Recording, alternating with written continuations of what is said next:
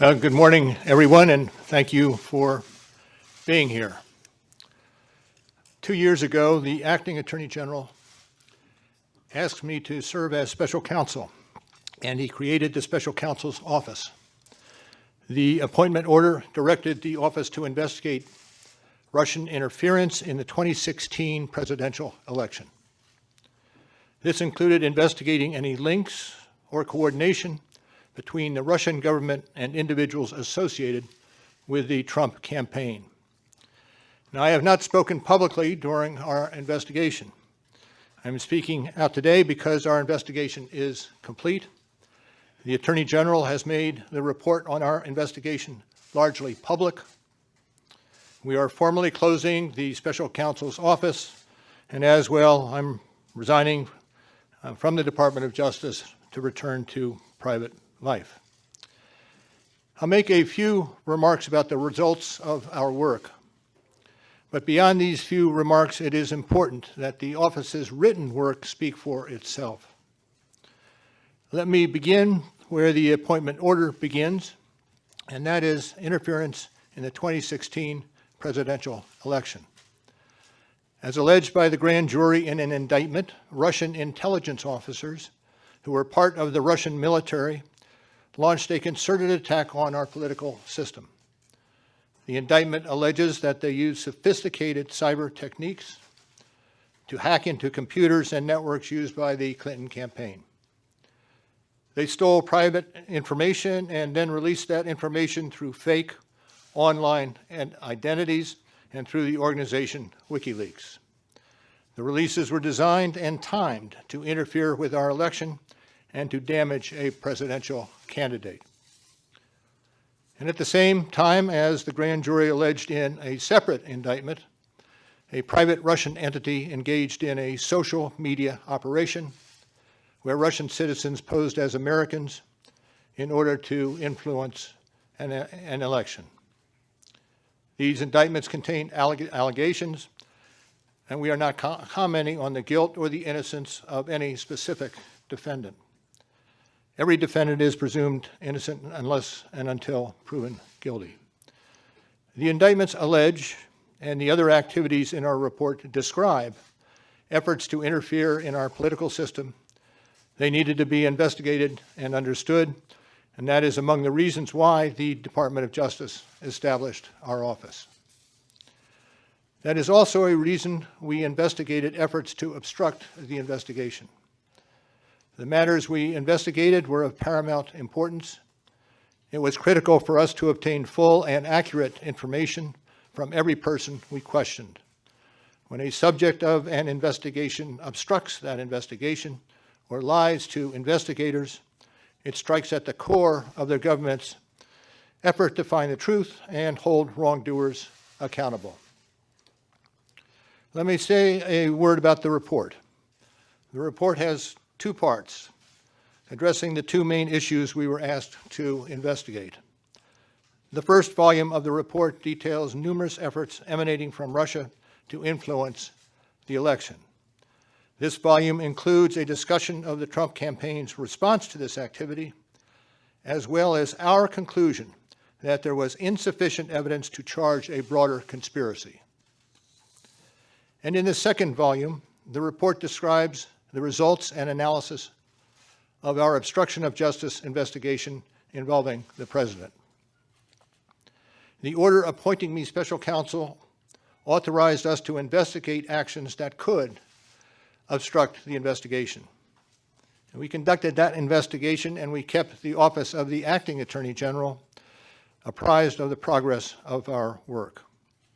And as set forth in the report, after that investigation, if we had had confidence that the president clearly did not commit a crime, we would have said so. We did not, however, make a determination as to whether the president did commit a crime. The introduction to the Volume 2 of our report explains that decision. It explains that under long-standing department policy, a president cannot be charged with a federal crime while he is in office. That is unconstitutional. Even if the charge is kept under seal and hidden from public view, that too is prohibited. The special counsel's office is part of the Department of Justice, and by regulation, it was bound by that department policy. Charging the president with a crime was therefore not an option we could consider. The department's written opinion explaining the policy makes several important points that further informed our handling of the obstruction investigation. Those points are summarized in our report, and I will describe two of them for you. First, the opinion explicitly permits the investigation of a sitting president because it is important to preserve evidence while memories are fresh and documents available. Among other things, that evidence could be used if there were co-conspirators who could be charged now. And second, the opinion says that the Constitution requires a process other than the criminal justice system to formally accuse a sitting president of wrongdoing. And beyond department policy, we were guided by principles of fairness. It would be unfair to potentially accuse somebody of a crime when there can be no court resolution of the actual charge. So that was Justice Department policy.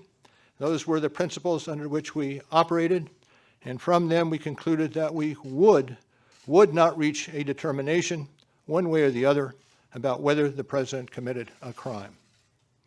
That is the office's final position, and we will not comment on any other conclusions or hypotheticals about the president.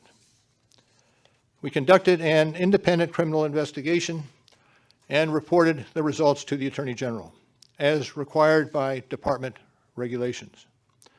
The Attorney General then concluded that it was appropriate to provide our report to Congress and to the American people.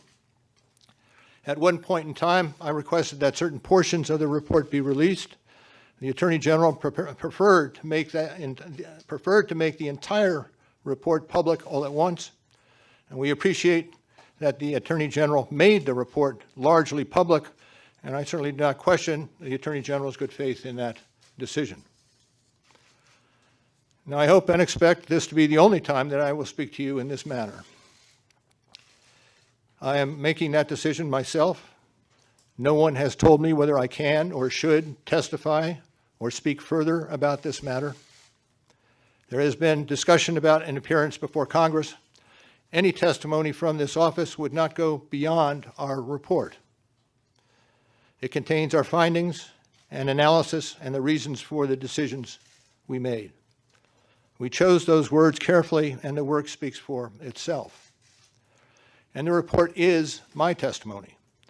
I would not provide information beyond that which is already public in any appearance before Congress. In addition, access to our underlying work product is being decided in a process that does not involve our office. So beyond what I've said here today and what is contained in our written work, I do not believe it is appropriate for me to speak further about the investigation or to comment on the actions of the Justice Department or Congress. And it's for that reason I will not be taking questions today as well. Now, before I step away, I want to thank the attorneys, the FBI agents, the analysts, the professional staff who helped us conduct this investigation in a fair and independent manner. These individuals, who spent nearly 2 years with the special counsel's office, were of the highest integrity. And I will close by reiterating the central allegation of our indictments, that there were multiple, systematic efforts to interfere in our election.